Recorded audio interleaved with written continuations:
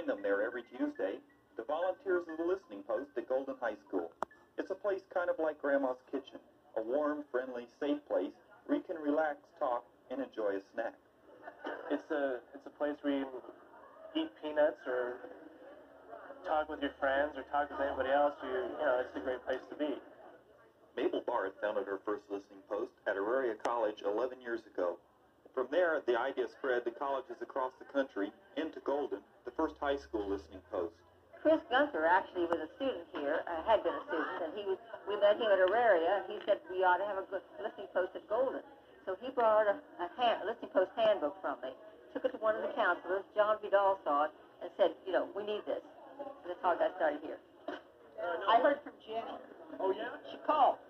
Virginia Held was the first and now lead volunteer at the Golden Listening Post.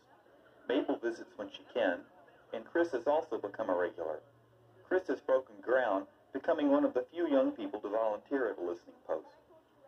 This is a sounding board, sort of, for them to be able to talk to us without it being very formal and the way it is would be with a counselor and that type of thing. They can just communicate with us things that they wouldn't be able to otherwise.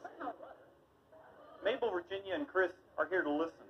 Not so much to talk, but to listen to students' problems and their everyday concerns. We're not supposed to be answer people. The technique that really works is to ask the next question. We never give answers, always questions. The basic purpose is to help the other person to think. That's the basic purpose. Chinese have a proverb that says you cannot pour the perfume of happiness on someone else without spilling a little on yourself. And the listeners always say we get a lot more out of this than we give. It's great to be a part of people's lives, to try to ask some good questions and perhaps help them to think. The Listening Post has proved to be a real asset to the entire school community. While they are not professional counselors, volunteer listeners are provided with some basic training and can lend a much-needed sympathetic and caring ear. Assistant Principal John Vidal. Sometimes we are so overwhelmed with work ourselves that it is nice to have a supplementary sounding board. Our counselors here do an excellent job, but we have 1,200 kids with 4 counselors, and that's quite a load. They provide us with a way, I think, of helping kids help themselves.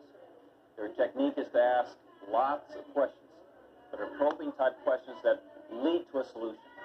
Boys need to talk more, you say. That's interesting. Experience has shown the senior citizens make the best Listening Post volunteers. The grandparent image just seems to pose fewer barriers to open communication. One of the things I think is that it bridges the generation gap. Often young people are loosening the ties from parents. That's just normal. But the grandparent figures, people with hair the color of mine and Virginia's, young people tend to relate to them more easily. And I think they would say they get friendship, they get a place to talk. And now today, it's been very light today. We've mostly laughed and talked. But sometimes there are things that young people really want to talk about, seriously. So it's both. It's happy things and serious things, both. It's a wonderfully, personally rewarding project. It really is. Virginia shares Mabel's feelings.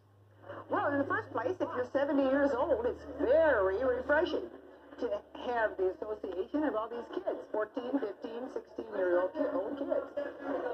For a selfish reason, it's good for that. My grandkids live all over the country, and I just don't have that kind of association except here. I just never miss unless I'm on vacation. So on Tuesdays, the Listening Post is the place to be for the young at heart.